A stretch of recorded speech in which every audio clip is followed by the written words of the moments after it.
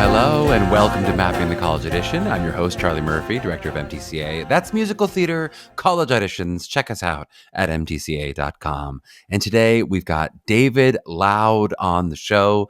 For our newer listeners, in these artist exploration episodes, we aim to explore the paths that artists have forged and tease out how their theatrical training helped them blaze that trail. And there is a lot of path talk in this episode, both in the interview and then in the takeaways. We really do take seriously our kind of mapping verb that's in the title of this episode. We call ourselves Mapping the College Audition. We're going to do some mapping today. And it's also kind of a double episode. You'll get to hear both about David's personal life and sort of his journey from his experience at Yale to his 1 million Broadway shows to his Parkinson's diagnosis. And we'll also get to hear from the teaching end of things, since David is a professor at Manhattan School of Music and has taught at lots of different kinds of programs. So always nice when we get to weave that together. It's like a double or triple episode, however you want to think of it. Our keen listeners may notice we recorded this episode a while back. We actually recorded in June. There's a bit of an untimely reference to a Josh Grizzetti TikTok in the interview, even though it was a long time ago. I do think for the most part, it is a timeless interview in terms of the content of it all. I just bumped it back. A few of our other artist episodes had some more pressing press obligations, like shows that would close and those kind of things. And I also, when I'm doing the schedule, I try to manage that balance of like actor to non-actor podcasts, so we don't have too many that are all actors in a row. I mean, meaning they're all professional actors and that's what they do for a living, versus too many with different jobs. I like showing you those different jobs, but there was a world where we were about to have like 2 comedians in a row, and I was like, that's not quite right for you. So I will say, coming down the pike for you, alongside a number of college updates and some new schools, are a few more alumni student interviews, which we're really looking forward to. We have a few of those booked, a few recorded. Excited for you to get to hear them. As far as the MTCA world, we are still in the thick of that full time that is the fall. We had another great mock this Sunday, another coming up this weekend, 3 mocks in a row. That is unusual. It happens, but it's unusual. Oh my. And then right after that, we're looking forward to seeing a number of you, of our wonderful listeners, at Pittsburgh Unifieds in October. And then there's virtual Pittsburgh Unifieds. It never stops, right? As well as then in November, we're touring the country. We've got a mock in New York and then Chicago and then LA. Oh my, oh my, oh my. Which maybe those mock reminders can just serve as a little ping for those of you. For any seniors who have not yet grabbed a spot, please do. They will fill up. They do so every year, and I don't want you to miss out there. Those mocks, they really are our number one most important event at MTCA that a student can participate in. We believe in them deeply educationally, and then we hear that every year from our families, how valuable, how invaluable really they are. So please don't miss out. It's weird that valuable and invaluable mean the same thing. Does that bother any of you? I guess it doesn't bother me either. And speaking of not missing out, please stay tuned to your inbox for some exciting updates in the private audition world, from our private audition weekend in December to the other private auditions we'll be holding in January and February. We have some more details coming to you by the day. And for those, especially those, if you can stay tuned to your inbox and make sure you're reading carefully about all the details about timing when they're released and when they're available for you to sign up for them. Those will fill up very quickly, like maybe within hours. So please plan ahead. We'll always give you that notice of like, it's going to be released on this day at this time. So do plan ahead, set a time in your calendar so that you're always aware of it and that you're not missing out on the spot if it's something that you know you want to participate in. All right, let's get to it. This interview with David Loud, and I'll see you on the back end for some takeaways. Well, we're so excited to be joined by David Loud. David is a true multi-hyphenate, a music director, vocal arranger, composer, actor, writer, teacher. I'm sure I'm missing some slashes in there too. He went to Yale University where he got a BA as a music major back in the day.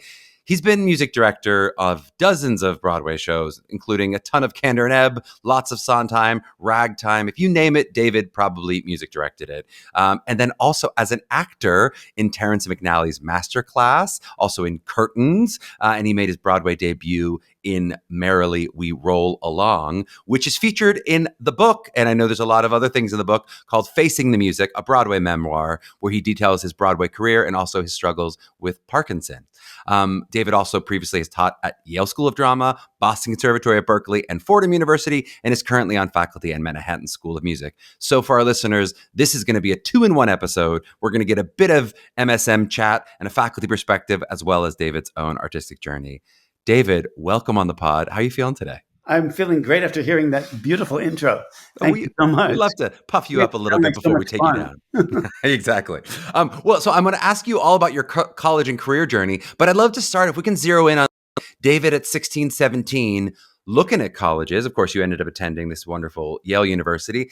I'd love to hear, what was your perspective on, what were you thinking about as you were going to college, as you were applying to colleges? And what did you picture yourself doing? How did you picture college affecting your eventual career at 16, 17? I was so blessed in my education. I went away to prep school to Phillips Exeter Academy, which is an incredible institution. Yep. It's designed so that no classroom can have more than 12 students plus a teacher. It's a very focused kind of education. Yep. And I was lucky enough to get into Yale. And honestly, I can't even believe that I'm saying this out loud, but one of the reasons I wanted to go to Yale was that it was close to New York. And I thought, well, who knows? Maybe I'll go to Broadway and try my luck there. And Yale was the closest. And I thought, I can deal with that. Well, and obviously academically you had to be strong enough to get into Yale, which is a very competitive academic school. But what were you picturing in terms of like at 17, did you know what a Broadway music director was? Did you see that? What did you picture yourself in terms of being involved in Broadway as an actor? How did you see that for yourself? I had dreams of being an actor in New York since I was 8 or 9. Yep. And I had a grandmother who lived in New York who had a couch that I would sleep on, and we saw as many shows as I could cram into a week when I would visit her. And I knew what a music director was because I had music directed in high school. I did some Gilbert and Sullivan shows and the Fantastics. But I didn't really know anything about professional theater, of course. Right. But I knew who Sondheim was, and I had started my lifelong fascination with his work by that time. It's funny, a lot of the kids who ended up in Merrily were already major Sondheim Prince nuts. Yep. Something about that just spoke to us. Yep. And were you imagining a life in the theater, but I didn't quite know where. Was part of Yale, knowing Yale School of Drama, of course, already by then would have been a known commodity. Was some of it, some version of hey, I know they've graduated lots of actors at that point. Was that already in your thinking, or was it more, hey, I want a smart, place where I can study music? What attracted you to Yale? I guess, were there other options? Did you look at other schools? I did look at other schools. I applied to Harvard and got in. I got into Connecticut College was another place I tried, and Amherst, where my father had gone, and Williams, which I liked very much. Yep. But Yale was close to New York. Yep. And I loved my time at Yale. It was Yale is such a multi-universe of weird little obsessions, and if you are into 16th century, Turkish medallions made of green glaze, you might be another person who knows what that means. Yep. Let's get into your Yale experience. I want to talk in a couple different versions of your path to success, sort of how you forged it. How much of the stuff at Yale felt like a direct path toward that? How much were you learning? Again, now we'll talk in the second half about MSM and sort of this pre-professional training experience. I'm guessing it was not, though you can tell me if it's not true, that it didn't feel like it was necessarily a pre-professional training experience for your music directing career, that it felt a little broader. Not at all. But what I did at Yale was I put on shows. Yep. I was constantly, directing or acting in or music directing or playing the piano. Student shows, these are. Yeah. Student shows. Yep. That we did in squash courts and dining rooms. Pickleball courts these days, I'm sure. But yeah. Yes, that's right. Yeah. And that's really where I learned how to music direct. Yeah. Or started to learn how to music direct. And there was a whole pod of pre-professional people my age. Vicki Clark was there. Ted Sperling was there. Yep. Amber Edwards was there. Scott Frankel, who wrote Grey Gardens, was there. Josh Rosenblum, also a composer, was there at the same time. And Michael Cerveris was my roommate in college. Wow. And then we ended up doing Sweeney Todd together on Broadway. That's unbelievable. Wow. Well, I mean, but I assume luck, right? I'm sure this is not a connection directly from the two of you with there. That was luck, yes. That's unbelievable. Yeah. And what percentage of your actual class, so amazing in terms of student opportunities, what percentage of your actual classes do you think were, if we were to label them quote unquote artistic, meaning like music, drama, that kind of class versus more academic classes? You know, I know it's not always an easy answer of how to divide those, but often we're asking our BFA programs like, hey, is it a 70-30 split? Is it an 80-20 split in terms of how much is music theater versus how much is academic? What did that look like for you as you're getting a BA? How much time was spent in the music and theater world? Well, the music department was not a particularly demanding place to have your major. You had to take a certain number of history courses, which were not the most exciting in the world. And then I was able to find a conducting course with Rob Capello that helped me a lot.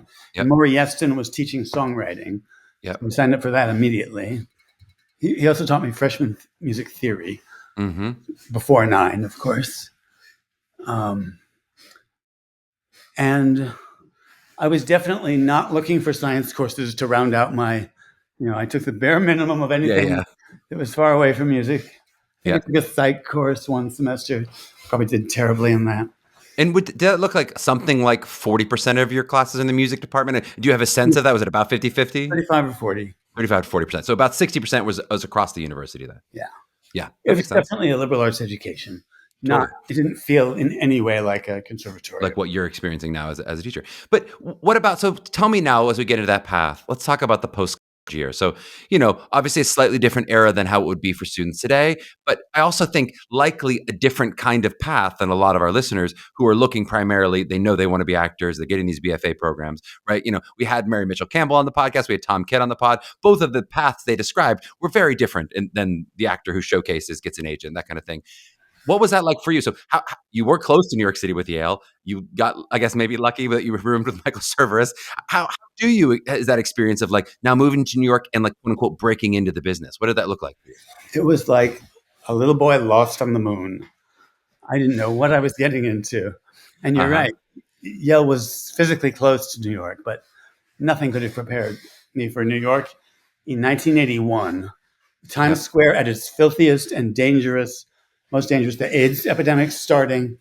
It was a terrifying time to be in New York. And to be a young gay man in New York. I mean, we didn't know what was ahead of us, of course, at that time, but it was not easy for any of us who uprooted our lives and came to New York to be in Maryland. We were all along. But so what did you do? How do you end up booking that show? Like what is the experience of a young David? Sort of how are you navigating being lost on the moon? Well, I went to an open call and was called back from that a couple of times, and that eventually ended up with me being at the day when they had 100 people to start with and 23 at the end of it. And then they helped postpone the show for 9 months. So we had to wait for 9 months. And I finished up my sophomore year at Yale and moved to New York over the summer. And then we started rehearsals in the fall. And of course, Merrily was coming after Sweeney Todd. So we knew this was going to be a big fat hit as we started rehearsals. And then it wasn't. And it was a very hard lesson to learn, but it's one I have valued my whole life, which is that success in this business is so precious. And when it comes, you had better enjoy it. And devote yourself to it and nurse that feeling because it doesn't come very often. Oh, that's well said. But now the first break-in then is as an actor, and then we transition to more music directing, vocal arranging? Is that? Well, I discovered during Merrily what a great music director could do. Paul Gemignani was on the podium for our show, and he was so strong and so clear and cared so much about the story and us and us telling the story. He was very stern, a little terrifying, but I thought, boy, that must be a great job. And music directing a Broadway show is, bar none, the best job in the world. It is so exciting. And you are the beating heart of this huge network of people.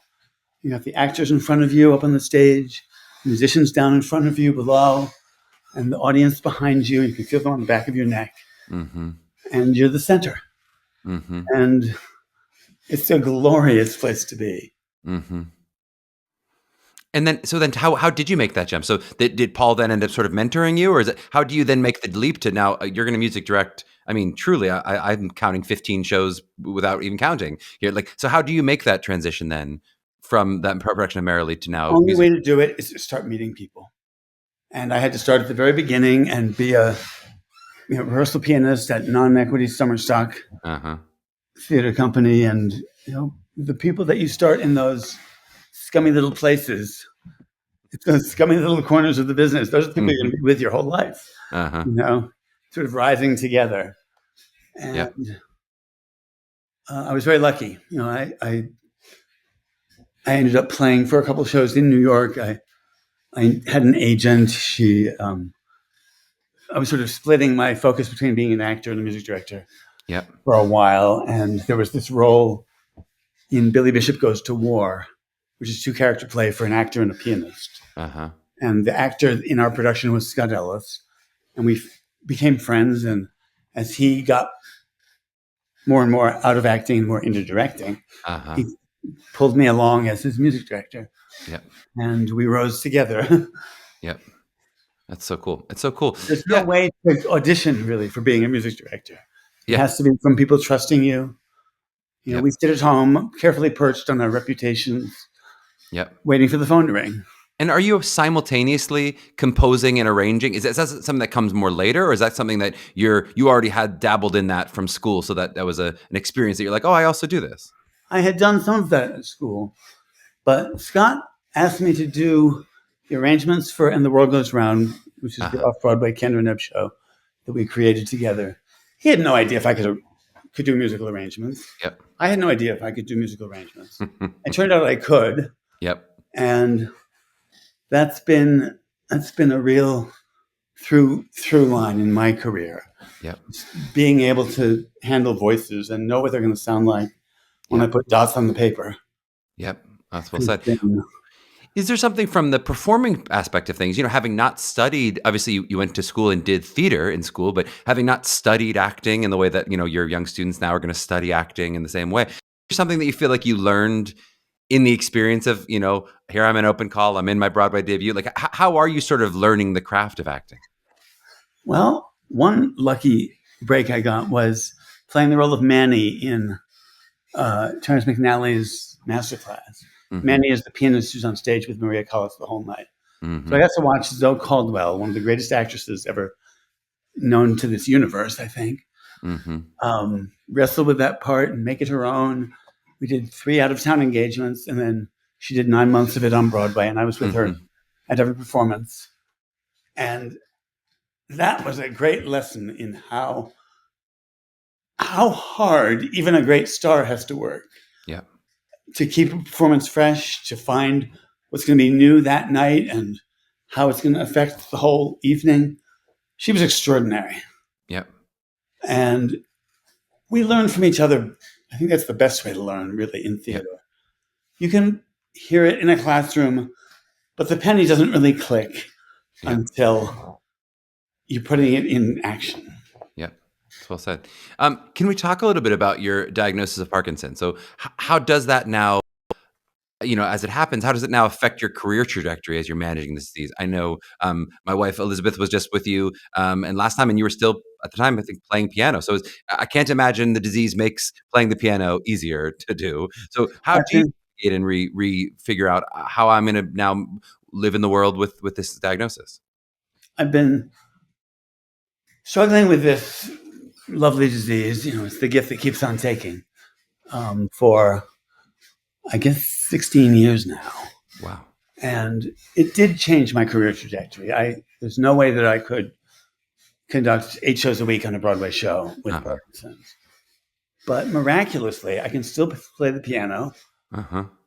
If I practice more, I'd be better, but I've been saying that my whole life. It's just a truism. If you practice more, you'll be better. It's for everyone. Yeah. What I am the most lucky about, I think, is that I have found teaching to be just as rewarding as my music directing career ever was. I love it. I teach a year-long history of Broadway course at Manhattan School of Music. And Mana Allen, who is in Merrily with me, we team teach the freshmen sort of their first how to act a song kind of experience. Yep. And so we get them all started in the right way with focus on their diction and trying to sort of set them up for success over the 4 years at MSM. And it's been a great experience for me. I never expected to be a teacher. I never craved it, even though my parents were both teachers. But having landed in a very nice place to do it, I love it. The whole second half, I'm going to ask you a lot about teaching, so we'll gear up for that. But my last question on your sort of career, all the different hyphens, was just the experience of writing a book. I think it's something so many consider doing, but I think I would certainly be daunted by the idea of sitting down and putting together a book. What made you decide to do it? What was the experience? I'd love to hear all about it. I was daunted, and it's something I always put on a real plateau of. I mean, that would be a real honor someday to have my name on a book.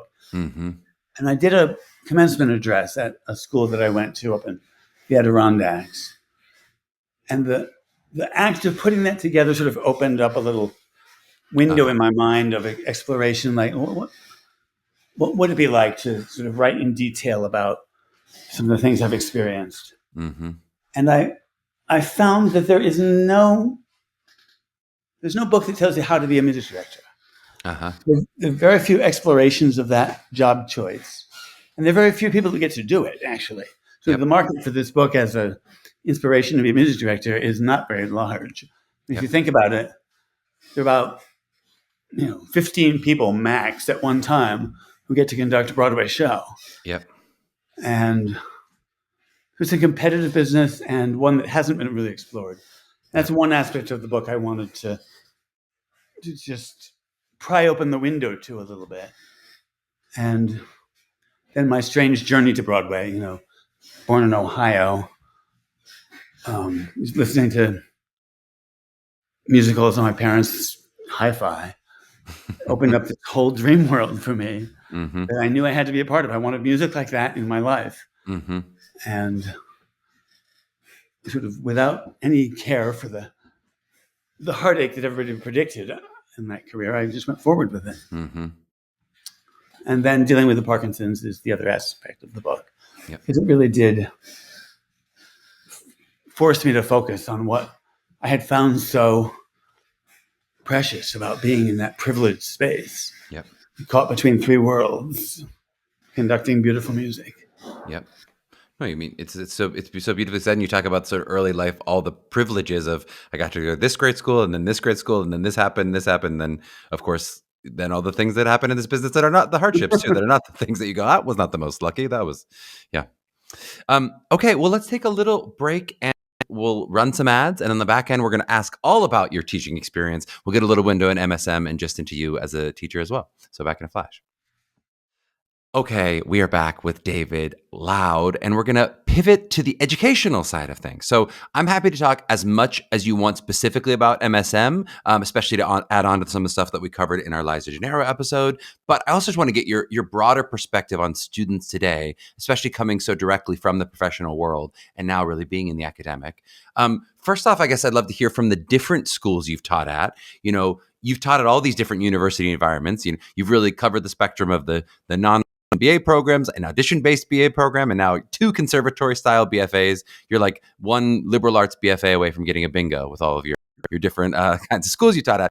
Basically, I'd love to kind of hear from the perspective of a professor, like how do you see the students as different when you're talking about your Yale students or your Fordham students compared to your BOCO students or your MSM students? Is there a qualitative difference from place to place? It couldn't be more different. Yes, absolutely right.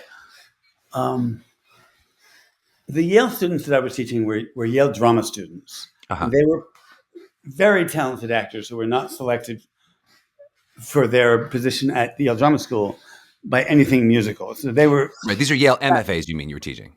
yes. Yeah. Okay. Yep.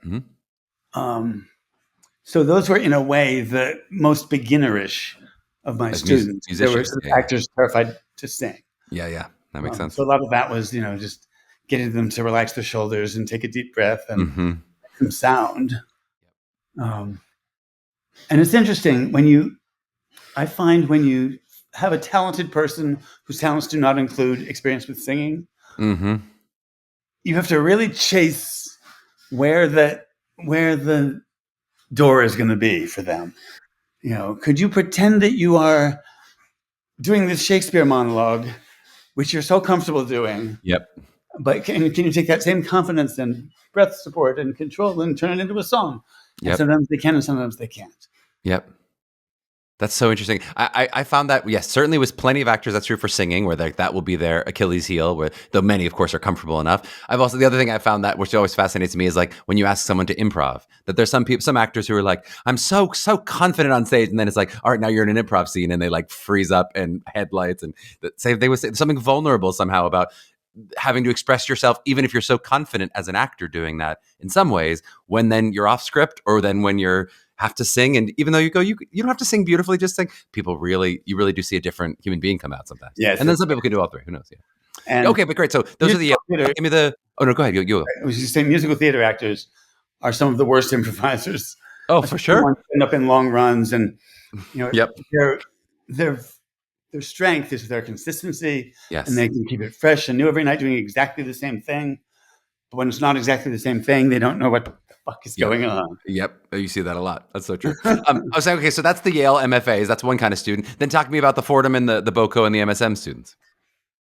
At BOCO, I was working with actually graduate students who wanted to be voice teachers and needed a musical theater sort of history education about the art form. So this was in the voice pedagogy program at yes, BOCO. Exactly. That was during the pandemic. I taught that, and it was the strangest experience being in everybody's living rooms, going through a whole course like that and having them put on little performances and figuring out how they could get a piano track to do this Gilbert and Sullivan song. It was very complicated. That was a terrible time. But I know the faculty at MSM during the pandemic was so determined to keep on going. Yep. We will solve the problem of the piano delay on Zoom, and we will put on a show, God damn it, using this idiotic Zoom thing. Yep. But the show must go on, and boy, we tried hard. The students at MSM are students who have made a fairly rash decision in their lives, I think, which is to focus their education on a career that they really can't know anything about yet, not having experienced it. And that's true of a lot of professions, I'm sure. Yeah. But the dream of being a Broadway actor is a far distance from the reality of trying to be a Broadway actor. Yeah. But that's what I heard all growing up, and I ignored it, and I was on my mission. And the kids at MSM are on their missions too, and it's amazing to watch them figure it out. During their 4 years there. Well, I'd love to let's zero in on that. How do you view the students, coming into MSM in 2025? Like when you see an 18-year-old arrive today, what are the biggest things that you're trying to give them in the course of the 4 years so that you think they'll be ready for the business? Where are they naive? Where are they really strong? Where are they missing stuff? How do you see a 25 student? I know they're not singular experiences, but as you generally see your student body, what are you seeing from them? Well, some of them are very well prepared. Some of them have begun the process of exploring the riches of the art form. Some of them are completely unprepared, and they are here because they had a great time in their senior musical and felt at home for the first time, or was told that they were attracted for the first time, or something clicked, and they thought, I want to continue this, but this may not be exactly what they were hoping it to be. Yep. The MSM program is quite rigorous. It's not a factory. We're not going to, put you in this mold and do our same tricks that we do on everybody. We're Yep. there to explore who you are and who you might be in this business, and where does that intersect in your life and with people you might be hired to play. Yep. And there are academic courses, and you have to write papers, and it's not theater camp. Yep.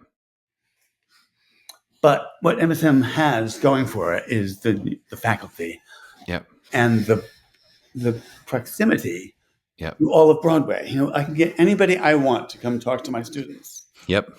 And that's one of the great benefits of MSM is the master classes that we can offer the students with, Vicki Clark or Michael Cerveris or Donna McKechnie or Audra McDonald. Yep. And it's so easy. You don't have to get on a train. You just walk over. Yeah. No, it's a huge advantage of that proximity. By the time this episode airs, this may be now a less time relevant question, I'll say. But on our last episode, we were talking a bit about the controversial TikTok video that Josh Grizzetti made. I don't know if you saw this video. Basically, Josh Grizzetti's theory, what he threw out there in a kind of, I think, cheekily controversial take, was that there are too many BFA programs. Of course, Josh has plenty of nuance in general in his positions, and I think is smart. Previous podcast guest as well. But I just wonder, how do you think about that in terms of, someone who has this experience in the business and sees a lot of actors graduating out of these programs? How do you feel about that idea that there are so many programs that may in some ways be diluting the quality of talent graduating? And I guess some of Josh's point was that he thinks basically too many actors are showing up to New York unprepared at 22. How do you sort of feel about that? Well, it was very different when I was 22. There were not these theater programs. We didn't know anything about that. Yep.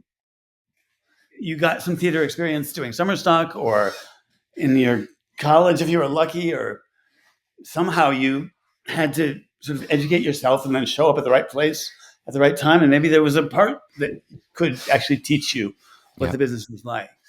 Now with 4 years of people focused on you, Yep. the students popping out of the conservatories are just as naive as we were in some ways, but they have a book that's practiced and polished and practically perfect in every way, and they may have taken a history course too, and they know that the classics are not Les Mis and Phantom and Meghan. But I don't know if I would say there were too many, because they seem to be full of people who want to take part in them. We didn't have any trouble filling our spots at Manhattan School of Music. And competition has always been unruly and unwieldy in New York. Yep.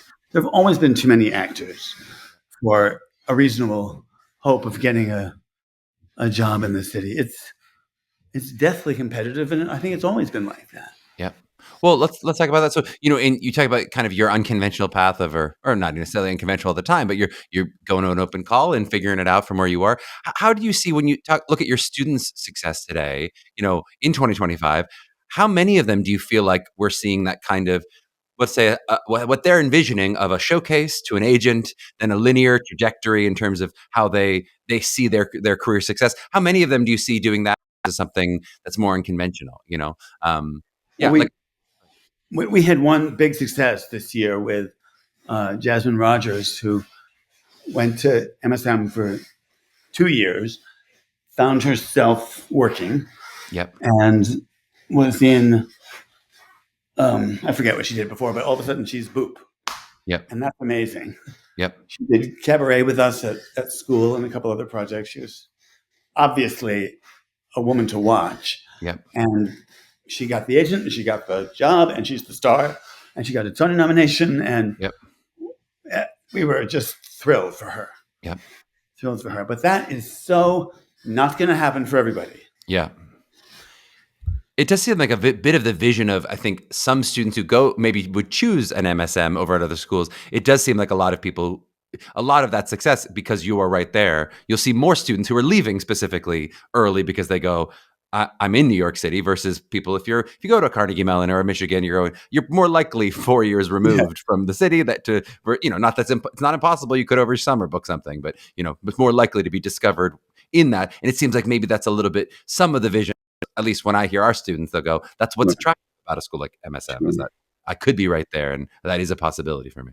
Are there ways that your students have, for those who've had recent success, certainly that example or other examples, is there anything that you sort of see in terms of a way to kind of give themselves a leg up? I'm really asking this parent, this perspective of a parent perspective. They're always asking, how can I help my child? What can they do to have a little bit, like for instance, playing an instrument sometimes is a way to get yourself in the door. Or, are there any of these tangible things that you could think, hey, this would potentially help me stand out from the crowd in what is a very competitive business? Yeah. There's always something to work on in musical theater. If you are a beautiful singer and a beautiful actress, but don't have your dance in shape, then get your dance in shape. Yeah. And it is going to be hard work no matter where you're headed or how talented you are, because that's the only way that you can achieve some of the things that you need to be able to walk in the door with at any musical theater audition. You have to have control of your voice. You have to control of your technique. You have to not be afraid. You have to know what to do with your hands.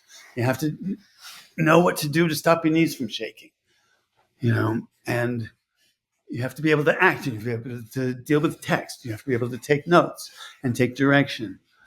And the amount of work that it takes to be a good actor, I think, is one of the surprises that students discover. You can't get up and perform a song that you have practiced 3 times quietly because you didn't want to wake up your roommate. Yep. No, I mean, I think that is I think it's so well put. We were talking about that idea of rigor a lot in our last episode, and it's a constant reminder. I mean, living with someone who's a musical theater professional, I mean, the number of days that there's 5 hours of singing in this damn apartment. I mean, and that's after the Tony nomination, after all the work, and that's not just from a specific show. That is always just continued work to be into your 40s, and I'll leave it there for poor Elizabeth, but to be in that place and still doing that work. I don't know that every 18-year-old realizes, I'll be doing that for the next and now with the 30 years. self-taping is even more. Oof, I mean, yes. that is an arduous process. So true. Do you feel like, is there stuff just from your experience as a professor, is there stuff that you feel like you've learned from your students? Like, are there things you feel like they've taught you, whether it's as an artist or as a human, like ways you've evolved your thinking and teaching from how, when you started to now being like, I think I understand a little bit better. What have you learned from your students? Oh my gosh. Teaching my history course every year has been such an education for me in what connects people to our past and how I can get them excited about some of the dustier corners of the American songbook and Broadway history. I'm, I think, cursed with a continuing curiosity about the strangest of old shows. I love discovering, neglected little masterpieces for one reason or another, the way you might find an off-Broadway show today or something. But in order to bring them to life, I have to find the story that makes these projects interesting. It's easy if you're talking about Showboat because there's lots of books written about Showboat, and I can make a good case for Showboat being important and interesting and exciting and dramatic, and but bringing to life a show like As Thousands Cheer or Lady in the Dark, where they've just never heard or encountered these titles before, I have to really start from scratch and try not to gloss over what makes it interesting. Because it can't just be names and dates. Yep. What I'm looking for is an understanding of what is the same then and now and what is different and how that's important. Because I hope that they're not just going to sing in the chorus of Legally Blonde for the rest of their life. Hopefully they'll be able to play a lead in a musical at the Muni and know who Fiona is before they audition for Brigadoon. we have a beautiful backstory, a treasury of interesting, creative, beautiful, flawed, frustrating shows that is the history of the American musical theater. Yep. And the more you know about that, the more prepared you are for what's going to be interesting and flawed and wonderful and glorious today. Yep. It's so well said, and I think it's something our MTCA song coaches often struggle with is like when students need a pre-1970 song, for instance, how they can hook them in to even, which so often our students will get very into it, but it's in that first listening, that first hooking them in of why is this exciting? Unless you have a young pop star singing it on a YouTube video or whatever, it can be tough to be like, no, this can be beautiful. It's, if they're listening to an older recording, sometimes they go, I promise there's something redeeming here. Something in your voice, this would sound this way, or it's sometimes how they can try to hook them into the, stuff from the 50s or the 40s or the 30s or stuff like that can be, I know, a challenge.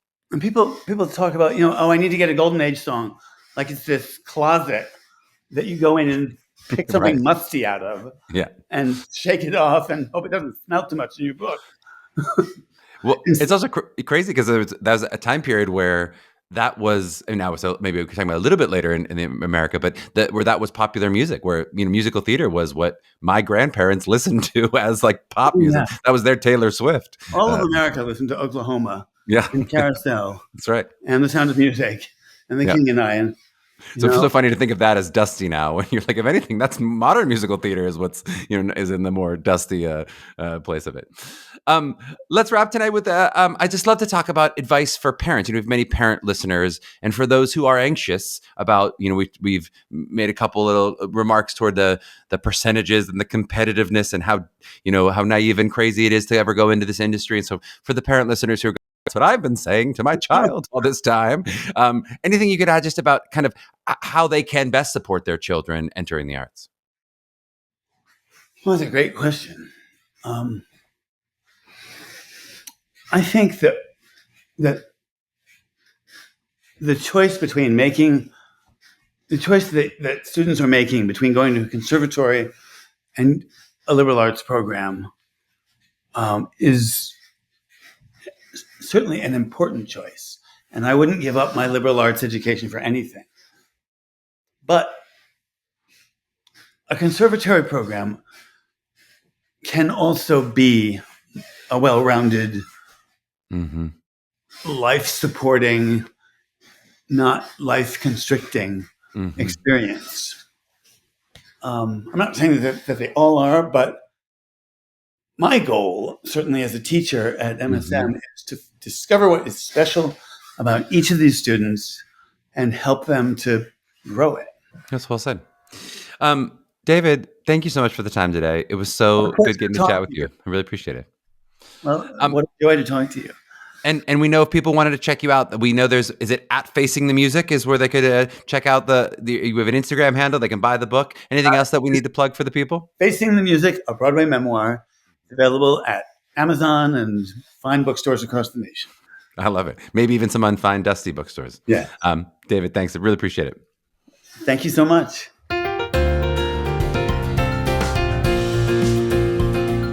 Yes. I hope you enjoyed that interview with David. What a lovely man.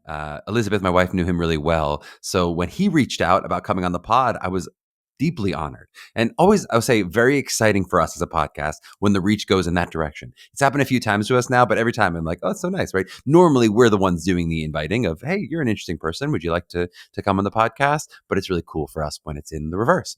A bit of a MORP situation. For those who went to high school in the 2000s like me, MORP was like the opposite of prom, where the girls were supposed to ask the guys.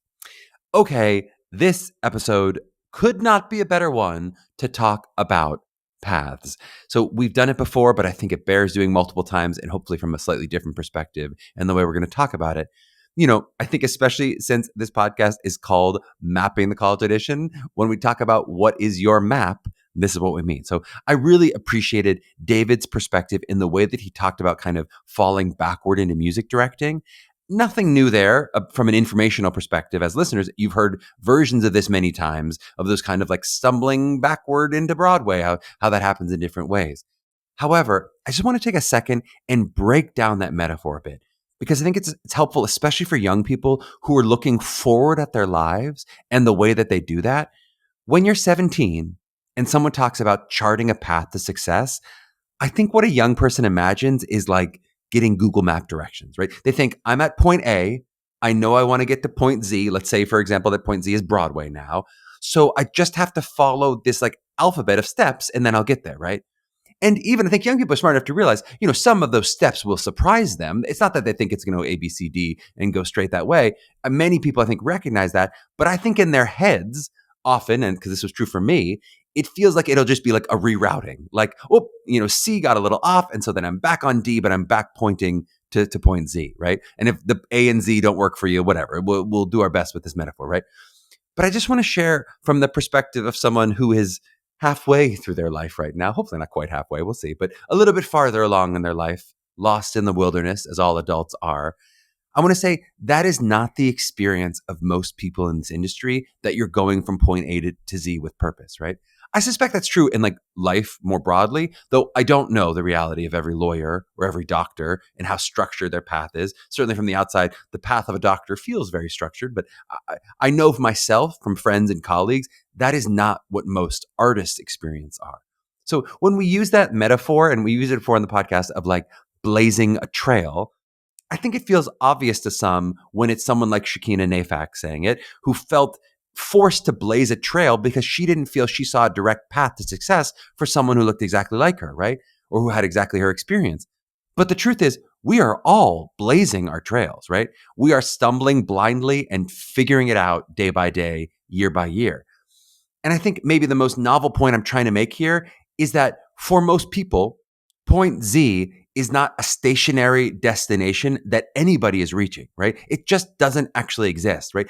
If we're moving toward some idea of success or happiness, that is an ever-changing idea. And I don't just mean that in the Zen idea that like the journey is the destination, though of course, I think that's good wisdom. If you haven't heard that before, the idea that the journey is the destination, you can file that away, right? We can talk about that separately.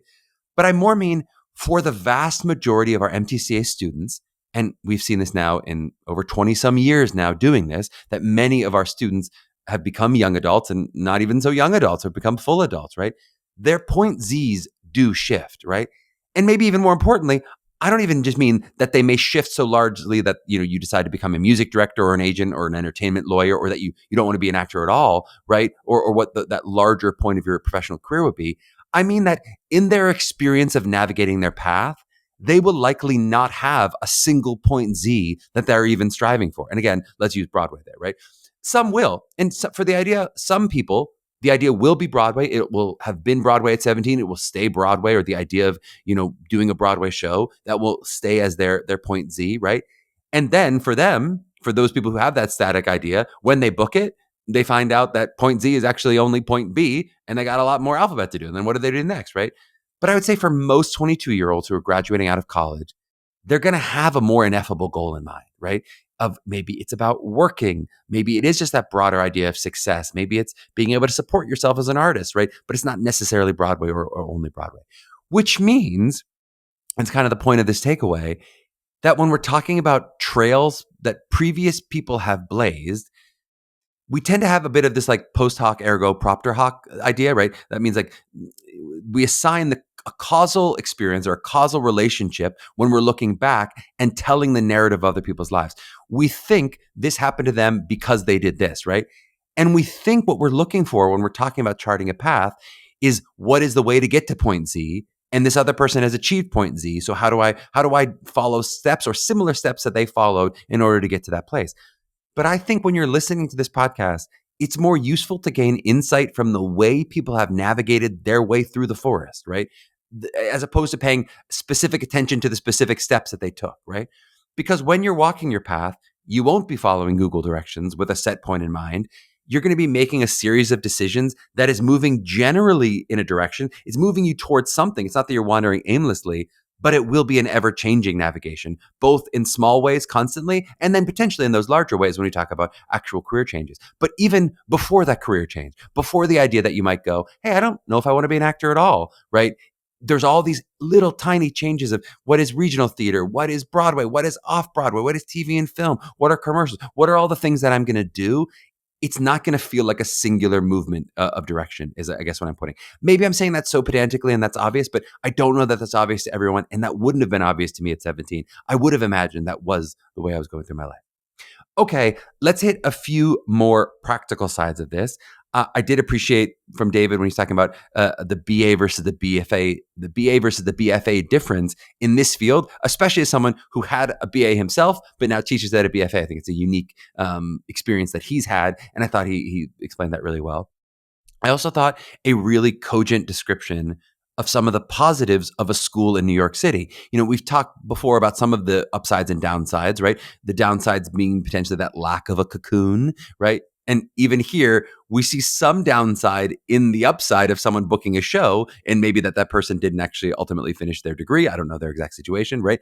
But I think the way David put it, you really see some of the upside, right? Of course, that idea of having Broadway right there does mean there is some possibility of booking the next Boop. That could be you, right? And while David is right that that's not typical, it certainly is not typical. Most students will not book a Broadway show in the middle of their college experience.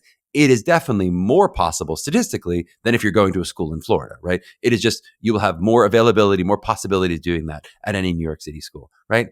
And also the idea of like faculty members who are likely to have those direct industry connections. That's true.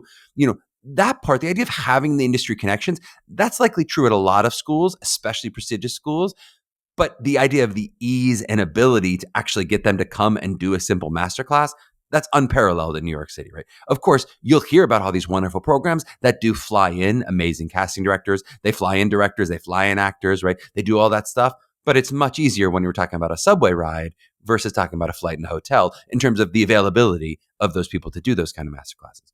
And of course, before we've talked about some of the downside of some of those professors when they're actively working. There's upside to that, of course, too. But the downside, when they're actively working, what could that mean to their schedule, to their class time? If they're actually in a Broadway show, what are they able to pull off? Again, some can, some can't in terms of what that experience is, right? And I know in general, I present a lot of things on this podcast. Maybe it's some of my educational philosophy. I'll present a lot of things as like, here are the pluses and minuses of whatever this thing is, and you can make your own decision. I do believe in that generally. It's something I'm trying to do with the podcast. But I think that is really especially true of New York City schools, that it's not just, here's another thing with ups and downs. I think there really are real pluses and real minuses to New York City schools, and different people are going to weigh those pluses and minuses differently. For some people, it's going to be mostly pluses, and for some people, it'll be mostly minuses, and some people live in between. So for you to kind of make that evaluation with as clear eyes as you can would be my goal for you. And I do think it's worth saying, going back a little bit to us talking about paths, or, what is typical when you talk about that booking of a Boop, right? Is that it is, of course, also possible for some people to take what most people imagine as like the straight line path, right? I mentioned it in this interview that we did back in June, but then we saw a direct example, and we've talked about it before on the podcast, of Helen Chen, who is one of our alumni, podcast guest, amazing. She went to a most competitive BFA program in Michigan, a kind of program a lot of people are looking to go to. Got representation quickly out of school, then had like gig, which quickly led to a Broadway debut in a leading role. I mean, when that happens, it is amazing. And it's sort of like the path many of our young students are hoping for, I think. It's for, maybe they don't even dare to dream exactly for that, but they go, that sounds pretty nice. I can see the straight line path to what that could be. Again, that is the exception and not the rule when it happens that straightforwardly. Even for people who have amazing success, we're talking about other alumni students who've had amazing success, who haven't had it that quickly or that directly right out of school. So again, not to say it can't happen, and not to say that you shouldn't keep that possibility open for you as well.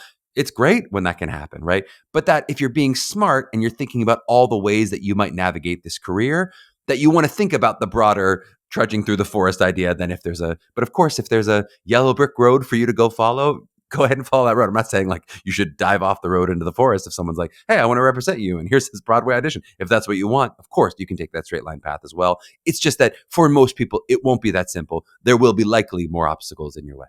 And I guess let's wrap with this mini convo that we had in there about connecting to classical material. I can't only talk about paths for a takeaway. I got to make a little bit of a divergence here. This is an area when we talk about connecting to classical stuff, that I am really passionate about as someone who loves Shakespeare deeply. I love doing it. I love teaching it. I'm a huge believer in the possibility of connecting the universal to the classical. So finding what is universal within classical material. I'm a big believer that Shakespeare can feel urgent and timely and deeply personal to all of us, actor and audience. And kind of that is the actor's job to make the audience feel that, right? And I'm someone who I've made eyes open. I've turned light bulbs on for people. I've been able to figure out how to do that for myself. And then one of my most joyful things as a teacher is being able to do that for others. I felt that light bulb go on, and it's so exciting for me when that happens. When the veil is pulled back and you go, oh my God, I see this. I see what it could be. And yet still, this is my point of doing this takeaway, and yet still, that is not always my experience with Golden Age musical theater, right? I definitely find myself when I'm in the audience, when I'm watching or listening, or when I'm coaching a Golden Age song, I find myself sometimes struggling with what could make this possibly feel contemporary. How could a 17-year-old deeply relate to this fuddy-duddy old character? And why is this silly lyric repeated 5 times? You're going to repeat it 4 times or 3 times? You need 5 times on this damn lyric, right? And that's all to say, I mean, it's probably a good reason why I'm not best suited to be a song coach on this team. Our song coaches do, of course, have that experience and ability with Golden Age material. But it's really to say that this is the goal, to be able to do that. But also, I know how hard it can be. I'm someone who can do it with monologue. I can do it with Shakespeare, but not necessarily easily with Golden Age material. And also just to say, there's nothing wrong with you if that is your first reaction when you're encountering some material. If you go, this feels kind of old and stodgy, right? I think the reason I'm doing this takeaway is because I want to say it is not your job to like material that's presented a certain way if you don't, and to convince yourself that your taste is wrong and that this out-of-date material is actually good exactly the way it is, or the way someone's performing it, right? If there's something that's stylistically off-putting about the way someone sings something from 70 years ago, you aren't like broken. There's not something wrong with you of like, well, you just don't get it, right? I personally still find that, like, when I watch a lot of really old-timey Shakespearean performances, I often think they feel stodgy and false when I watch them.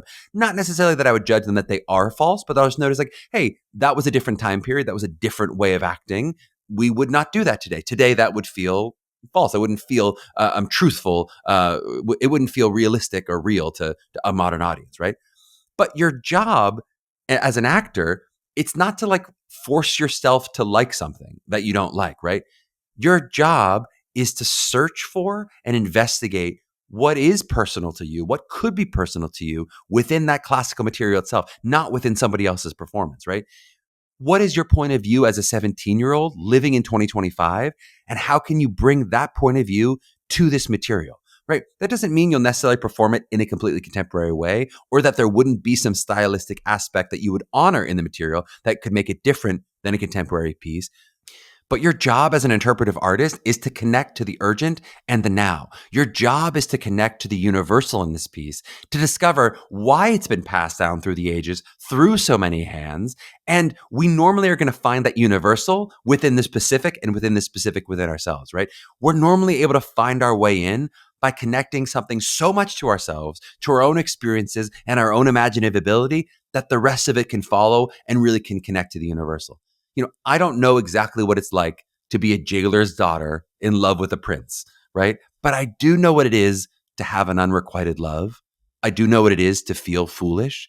And once you do that, once you connect to that in a deep way of what Charlie really knows, the rest does fall into place, especially if you're also willing to do the work. If you're interested enough to investigate the material in a nerdy way and find all the little ways that those old-timey elements can kind of trap you and realize, oh, this doesn't mean this, and this would have meant this back then, but actually now it would mean this, and I understand it in this way, right? But the bigger point of this, it's our job to relate ourselves to material and make it our own. And especially in the college process, it's all about how you connect to it, not to pretend that we like some old stodgy material the way it was done 100 years ago, or in Shakespeare's case, sometimes 400 years ago. It's not our job to pretend like we're into that. It's our job to go, how do I bring myself to this piece? And what can I love, or what can I connect to in this material itself, even if you don't love the performance of it the way that you're watching somebody on a video or on a YouTube video, as we talked about in the interview. All right, let's wrap there on another episode of Mapping the College Audition, produced by Meghan, Cordier, and Kelly Prendergast, with social media work by Jordan Rice. Please like and subscribe wherever you listen or watch, and write us a review if you're inspired by one of these takeaways. I double dare you. You can follow us at Mapping the College Audition on Instagram and check us out at MTCA.com for all your individual college prep needs.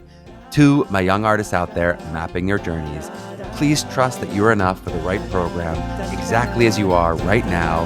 Now keep blazing that trail. We'll catch you next week.